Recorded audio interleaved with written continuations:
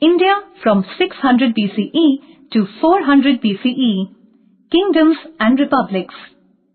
By 600 BCE, a part of the Ganga plain had been cleared down into different tracts. It was possible because of large-scale use of iron tools. Farming in these fertile areas yielded rich crops. Many settlements came up in eastern Uttar Pradesh and Bihar. The tribal kingdoms now grew in size and came to be called Janapadas, where Janas or tribes set foot. Later on, the territory became big with large boundaries and it was called Mahajanapada. There were 16 Mahajanapadas in North India and among them Koshala, Vatsa, Vajji, Kashi and Magadha emerged as the major power centers. They formed themselves into monarchies and republics.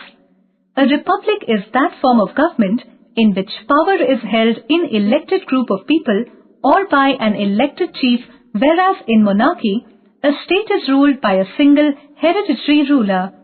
For example, the Janapada of Vajji in northern Bihar was a republic, while the Janapada of Magad in southern Bihar was a republic of the kingdoms. The most powerful were Magad, Vatsa, Koshala in Gangetic plains. There were frequent wars among Mahajanapadas. Ultimately, Magadha emerged as the major power center. Trivia: expansion of the Magadha kingdom started during the reign of King Bimbisara. He annexed the kingdoms of Kashi, Mathura and Anga in Magadha. The capital of his kingdom was Rajagriha, the present-day Rajgir in Bihar. The city of Rajagriha and King Bimbisara's palace were built by an architect named Mahagovinda. The Kingdom of Magadha. Bimbisara became the king of Magadha in about 542 BCE. He tried his best to make it a powerful kingdom by adopting various methods. He married the princesses of neighboring ruling families. The neighboring rulers became his friends. Moreover, Magadha had large deposits of iron ore, present Chota Nagpur region. This was a valuable metal as iron was now being used for making tools and implements. It added to the power and wealth of Magadha. Trivia: Ajatashatru, son of Bimbisara, is believed to have murdered his father to usurp the throne of Magadha, but during the later years of life, he turned into an ardent follower of Buddha. So complete with his devotion to Buddha that he was considered to be worthy of having and handling the relics of Buddha. Strong rulers. Magadha had efficient rulers who increased its power and prosperity. Among these rulers were Bimbisara, Ajatashatru and Mahapadmananda. They expanded Magadha's territories through wars and alliances. Ajatashatru fortified Patliputra, modern Patla, from where he could control Gangetic plains and the trade along the Ganga. Rajagriha was their capital. They built roads and canals and promoted river trade. The monarchy of Magadha emerged as the most powerful Mahajanapada by the 6th century BCE. By the time Mahapadmananda became king, Magadha's capital had been shifted to Patliputra. Mahapadmananda brought the entire Gangetic plain under his control. Rise of cities. The production of crops allowed some people to specialize in art and craft such as metalwork, carpentry, jewelry making, pot making, etc. The surplus crops and goods manufactured by the craftsmen led to trade. Cities grew around centers of trade and administration. They were well protected during war and peace. Agriculture. Now it was possible to grow 2 crops in a year. The lands were fertile in Gangetic plain and also manure was in use. Plowshare, hoe and other implements used in farming were now made of iron, which were hard and strong. Many canals and wells were dug to improve irrigation. In many cases, earlier methods of scattering seeds were replaced by transplantation of saplings in fields. These techniques in turn improved the quantity and quality of agricultural produce. Administration. The rulers of Mahajanapada had plenty of resources which enabled them to maintain large and well-equipped, well-paid army for war and peace. This enabled them to control the Gangetic plain. The monarch was the supreme power in administration, though he was helped by ministers called Amatya. The Brahmins were important and powerful. The village was administered by the village headman who had direct access to the king. The villagers themselves checked any misuse of authority by the village headman. A Mahajanapada was usually ruled from its capital city. There was intense rivalry among Mahajanapadas resulting in wars.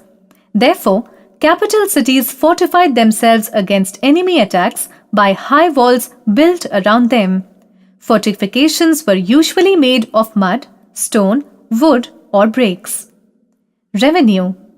The important source of state revenue was in form of taxes collected from people, that is, farmer, craftsmen, traders, and artisans. Tax collectors collected taxes from the people.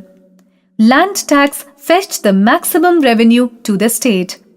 Taxes could be paid in money or a revenue share of 1/6 of the total agricultural produce. The revenue collected was spent on paying salaries to the people in administration and the army.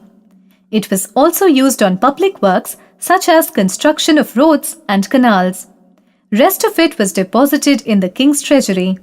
Several copper plates have been found which suggest that the king gave tax-free villages to Brahmins.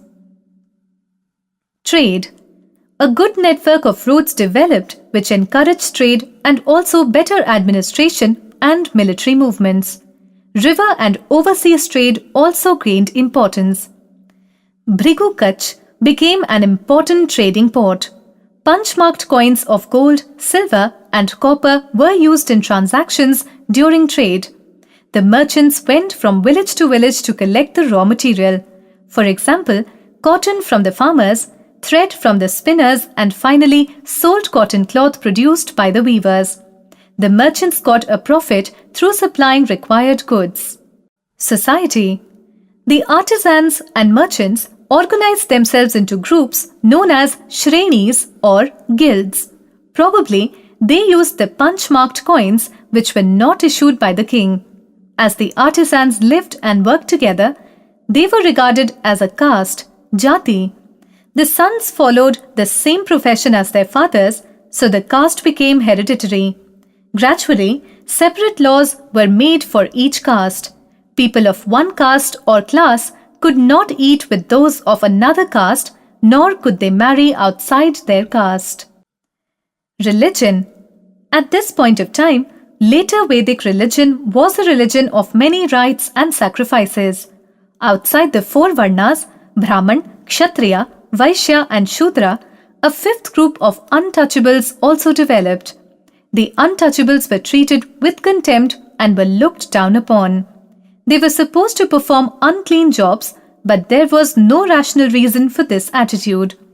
The lawmakers laid down rules for the guidance of the life of the higher class, such as 4 stages of ashrama: brahmacharya, grihastha, vanaprastha, and sannyasa. This was the ideal, but one does not know how many followed it. Purana stories do indicate when kings and persons of higher society had ignored the laws. Thus, in the 6th century BCE, Indian religious worship became so extremely rigid and ritualistic that people faced many hardship and felt uncomfortable in such a society. People in general thought that instead of making a show of worship, it was better to lead truthful, moral, and dedicated lives. 2 such men became famous as teachers of the religions Jainism and Buddhism. Mahavira was founder of what came to be called Jainism, and Gautam Buddha preached Buddhism. Both of them belonged to the republic and tribes of Licchavis and the Shakyas respectively. They were brought up as the sons of chiefs.